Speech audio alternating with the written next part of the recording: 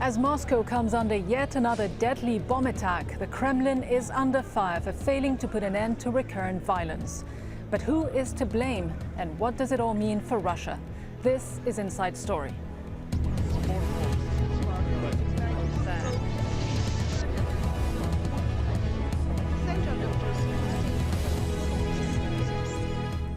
Hello and welcome to the program. I'm Rida Fakhri.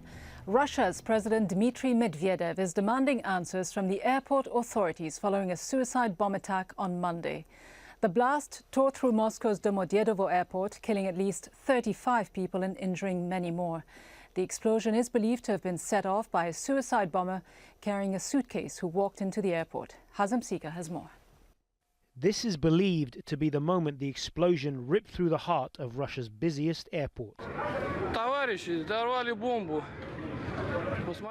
Domodedovo Airport has been the symbol of bustling, progressive modern Russia, but in a moment it is engulfed with smoke, with bloodied victims strewn on the floor. Foreign and Russian nationals lie among the dead in the bomb's bloody aftermath. Russian President Dmitri Medvedev cancelled plans to head to the World Economic Forum in Davos and has ordered a full investigation into what the Kremlin describes as an act of terrorism. We're taking all the necessary action to make a quick start on the investigation, to get on the trail of clues quickly. He also called for a new security regime to be introduced in all airport and transport hubs across the country and is demanding answers from the airport authorities, while world leaders and the United Nations move swiftly to condemn the attack.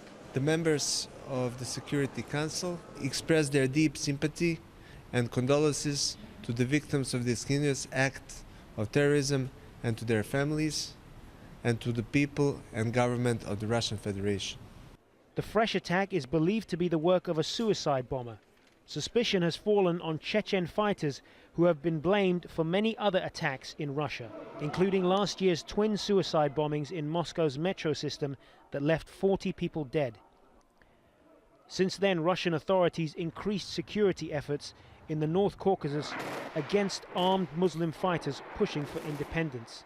Large-scale battles in Chechnya ended following 2 wars that Russia waged against the region's separatists. But a string of deadly attacks have still taken place. Unnamed security officials say this blast bore the hallmarks of the North Caucasus fighters.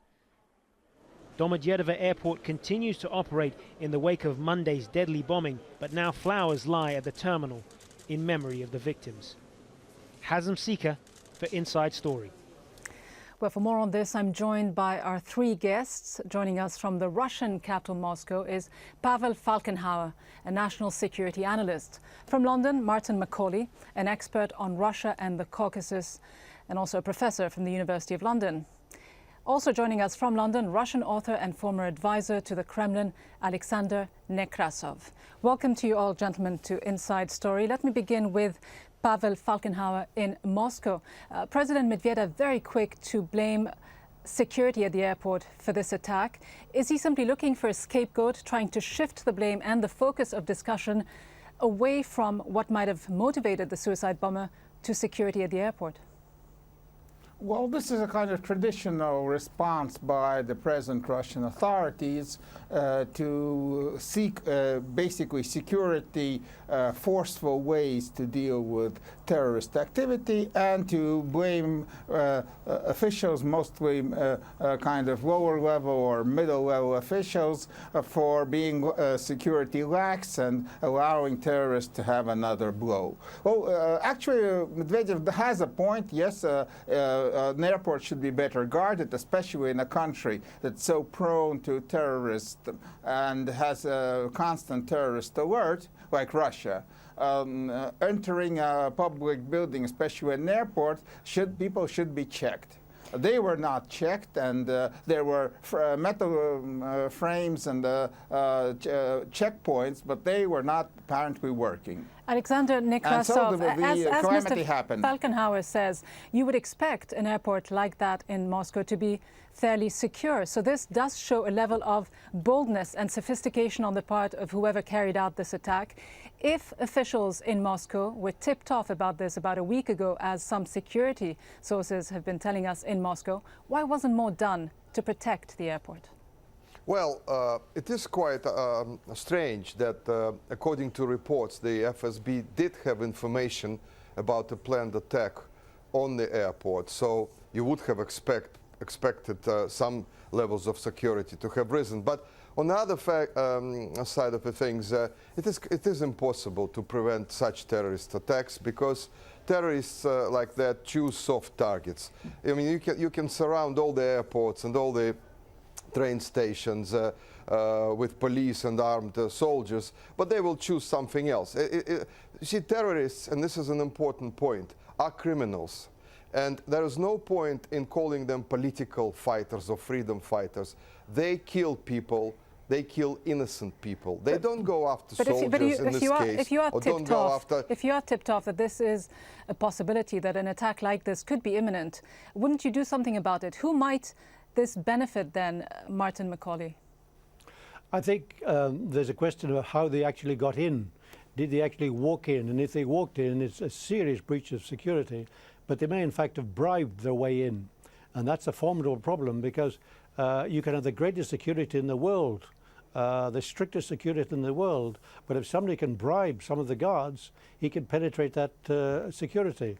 President Medvedev has talked about Russia adopting Israeli and US security.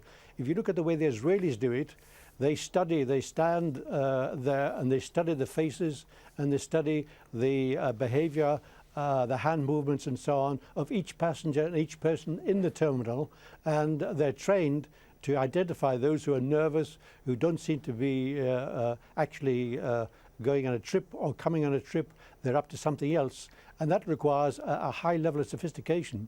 The Israelis are the best in the world at it, and presumably now the Russians will attempt to adopt some of their measures, but it'll be quite difficult because the Israelis have eliminated bribery and corruption. It's up to the Russians to make sure, if this is the way they got in, they have to make sure that they limit and they eliminate the possibility of somebody getting through because of being able to bribe security officials. Pavel Falkenhauer, then, how do you try to avert such an attack? Can it ever be completely averted? Do you begin by talking about the root causes, perhaps? Is there an unwillingness, as far as you can see, in Moscow to deal with what might have motivated the attacker and about the situation in general in the North Caucasus region?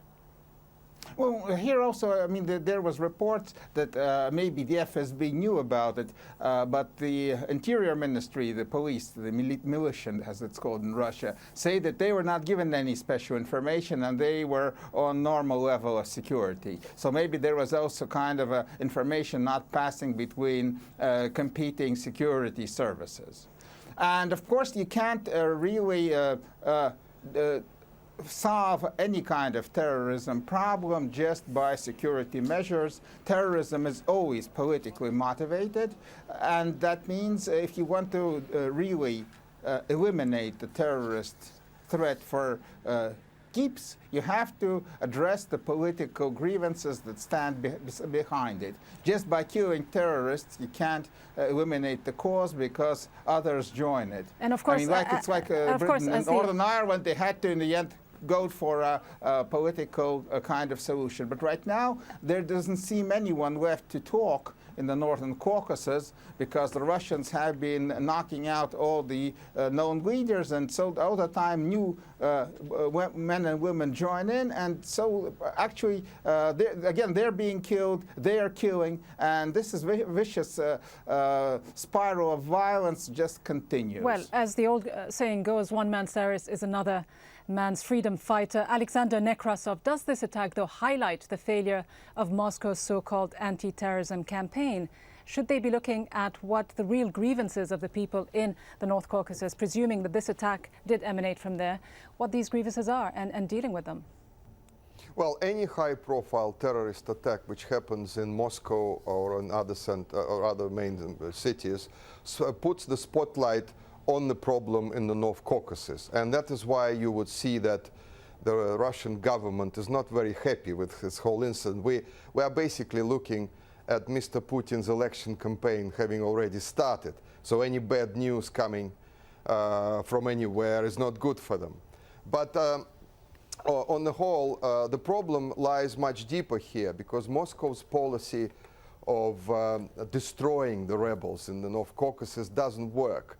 And they try to, for example, in Chechnya, if you look at Chechnya, they try to appoint, they put in their reliable ally, Ramzan Kadyrov, and he's not very good, because the situation there is getting out of control again. So what they're failing to do is that they are failing to find the moderate elements within the insurgency in those republics, because we have other republics now which are engulfed in unrest, and talk to them and basically split them up like it was done in other countries like Northern Ireland, for example. But that they're not doing. They're trying to use force mostly, and that doesn't work, because using force generates more opposition and more suicide bombers are coming on. As you say, the war in Chechnya itself may have come to an end, but the conflict seems to very much still be there. In fact, the violence has spread, as you suggest, to other regions such as Ingushetia and Dagestan. Martin Macaulay, the government's approach of also trying to put all the focus on socio-economic factors. Just last week, Prime Minister Putin pledged $13 billion additional to try to create opportunities and create jobs for people in that region. Is that really looking at the underlying factors that motivate people who do carry out these suicide attacks, or is the government simply ignoring important political and religious and nationalistic factors? Well, you've got to start with the economy, because the Russian government has identified unemployment, lack of education, lack of facilities and so on, and poverty as basic problems. And this massive program, $13 billion, $2 billion of that is for setting up ski resorts in North Ossetia and Kabardino-Balkaria. And they hope that people, foreign companies, will go in there and invest in ski resorts. The North Caucasus obviously is a place which is very well set up for that type of thing, ski resorts, hotels and so on. But what Russian company, what international company is going to invest in Chechnya or Ingushetia or Dagestan at present? That's the problem which faces the Russian government. They can say, we have these, this is a solution, you must improve living standards, you must improve education, and you must give young people hope, because they talk about 50% unemployment there and so on. And what do these young people have to do? The only thing they can do is to turn to terrorism or fighting and so on. So basically, the government is on the right path. You have to improve the economic infrastructure, but the trouble is, which Russian company, which international company would set up in Makhachkala and Dagestan, set up an engineering company or some other company, because of the present situation, the security situation. It's a catch-22 situation. Before you will get investment, successful investment, you have to have security. Nobody will invest unless there is security. So therefore you have to solve the security first, and unfortunately you can't solve that unless you improve living standards and give people hope. So in other words, the Russian government is going round and round. Well, let me ask then Pavel Falkenhauer, one aspect, as Martin Macaulay tells us, there is about creating opportunities for people, but is it also about allowing people to live up to their nationalist aspirations? And these aren't new, they've been there since the creation of the Soviet Union. The Soviet Union, in fact, was not able to quell the aspiration of the Chechenian and other peoples in the region. Will Russia, the Russian Federation, be able to do so? Well, actually, the Chechen rebellion began as a nationalist movement of separatists. What's happening now, it's transformed. It's right now, those who are carrying out these attacks, suicide attacks, these are not nationalists. These are, to a larger extent, Islamist radicals, Salafist style. and they have a network that spreads through the North Caucasus, Kabardino-Balkaria, Ingushetia, Dagestan, Chechnya, and they're fighting more for a religious cause than a national cause. Well, the nationalist Russia aspirations has successfully formed some alliances with the nationalist part. Their national Yes. aspirations may now be tainted by religious connotations, but nonetheless, would you agree that religion is a part of their identity? Oh, it is, but I say those who are right now exploding the bombs are Salafists. Actually, Russia formed some alliances with national leaders there in Chechnya, in Dagestan, and we have kind of pro-Moscow, more nationalistic forces supporting us against the Islamists. So right now, the main problem, terrorism problem, actually. I mean, there are national problems in the North Caucasus, that's sure. But if we're talking more just about terrorism, the terrorism right now is more religiously motivated, and that should also be addressed. Well, let's put this latest attack into a little bit of context. The latest blast follows a string of deadly attacks that have taken place over the last decade in Russia. Some of the most recent include an attack in October of 2010, where 6 people were killed after fighters stormed parliament in Chechnya in the North Caucasus region. It followed 2 suicide bombings in March on Moscow's metro system. That killed 40 people.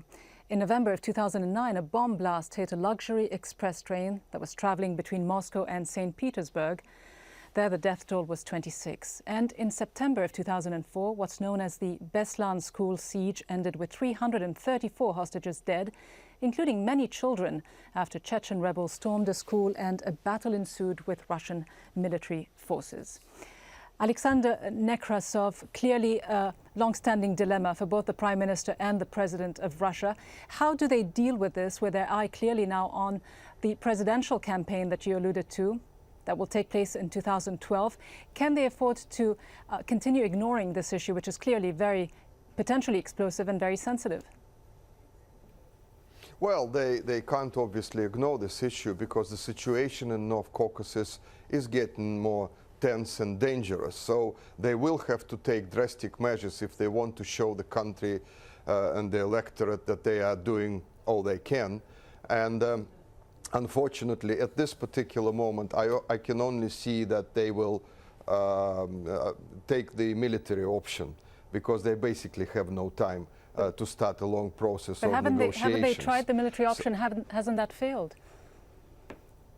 Well, the military option sometimes works for a short period of time, so you can basically suppress the insurgency, you can inflict casualties on the rebels, and for a while it may die down. So that is in the short term. In the long term, of course, they will have to address this problem, and as both speakers before me said that it is a very complicated and difficult problem. And you know, the terrorism in Russia has been basically Russia produced terrorism for the whole world in the 19th century. Unfortunately, what is happening is that terrorists very cunningly use politics and religion and sort of mix it together and pretend that they are religious terrorists or extremists or that they are political. They are not. But you they talk are about criminals and they are fighting. You talk about terrorism in Russia, but it's easy to forget because of the. It is easier to forget, though, because of the almost total media blackout in the North Caucasus region, that every day or two there are attacks that happen there in markets, against police stations, and so on. Martin Macaulay, aren't the Americans, the Europeans, and others turning a blind eye to all of this, all in the name of fighting Islamic so-called terrorism? Yes, and then you ask yourself the question, what can America and the European Union do? All they can do is to encourage Russia to observe the rule of law, civil rights and so on, and not commit any crimes and so on. But to go back to the question of whether the rebels, whether the fighters in the North Caucasus are religiously driven or if they're secularist. If they're nationalists, you can do deals with them. The British government could do a deal with the IRA because they were nationalists. and were motivated by nationalism. But if you can't really do a deal with religious fundamentalists because they don't want to discuss with you. Their objective is an Islamic republic. But isn't there an implicit quid pro quo there where obviously these powers would tell the Russians, you do what you want in your backyard and you allow us to do what we will in Afghanistan and other places? A clear quid pro quo between them. Yes, but you can't really do that because if they commit war crimes, that will spill out of Russia. And as you saw, they targeted international passengers in the airports. It was timed to coincide with the landing of the British Airways flight and so on. So therefore, the Europeans and the Americans can't say, this is your problem, do what you like, because it affects them. But to go back basically to the problem of fundamentalism and so on, if it is religious, then there's really no dialogue, and you must find some other solution because you have to give greater religious autonomy to the region or something like that.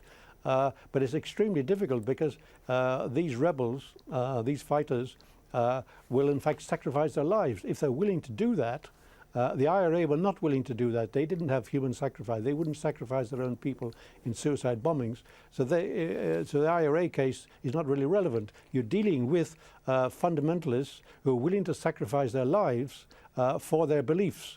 You can argue whether it's religiously based or it's nationalist based and so on. If it is religious based, I don't see how a Russian government can really negotiate with them. All they can do is marginalize them and try and convince them that there's no future in continuing terrorism because the price they will pay will be too high. And frankly, I don't see how they can do that because they're willing to pay the ultimate price, which is their lives. And Pavel Falkenhauer, it's an extreme. Excuse me, if you would. Pavel Falkenhauer, is this precisely part of the problem that this kind of argument that is often made in Moscow ignores key political and religious issues that undermine the government strategy? Well, that's so, and there's also many flaws in Russian policy in North Caucasus. I mean, we're suppressing the opposition with security forces and arms. It doesn't fully work, and violence brings more violence. We're sending money there, a lot of money. The money is pillaged by corrupt local officials with whom actually the Kremlin has some agreements. And this money doesn't really improve life in the North Caucasus much, but it finances mass migration of people from impoverished areas into Moscow, which is creating even more problems in the center of Russia and in Moscow, because we have other terrorism too. Not only is Islamist and North Caucasian, we have Russian nationalist Nazi-style terrorism, though they do not use suicide attacks. But anyway, they also explode bombs and kill people at random. And these two terrorisms are actually also fueling each other. So Russian policy is not only wrong in the Northern Caucasus, it's wrong here in Russia proper too. Alexander Nekrasov, you were an advisor to the Kremlin. Where do you think the solution lies? What kind of approach does the government need to take? Well, I think that I was trying to introduce this subject, but it's sort of I still think, and I was actually advising the Kremlin on Chechnya for a while, and I think that marginalizing those terrorists and proving to the population on the ground that these are not religious fighters or political fighters, these are criminals fighting for power. That is the main thing to do. And once you marginalize those groups, they will have no support among the population, because the only way terrorists survive is when they have at least limited support, like we saw the IRA, by the way, in Northern Ireland. Once you cut this support off, and by the way, the British government has convinced the population in Northern Ireland that these were criminals. These were not freedom fighters, they were criminals. Once the population starts to understand that these are criminals, hardened criminals fighting for power, they will lose support, they will disappear. They will not be able to continue the fight. Martin Macaulay, is that how you see it? Yes, I would say that it's extremely difficult for the Russians in the North Caucasus because there's so much animosity, there's so much anti-Russian sentiment that almost any North Caucasian will not believe a word that comes out of Moscow, so you have a credibility gap there.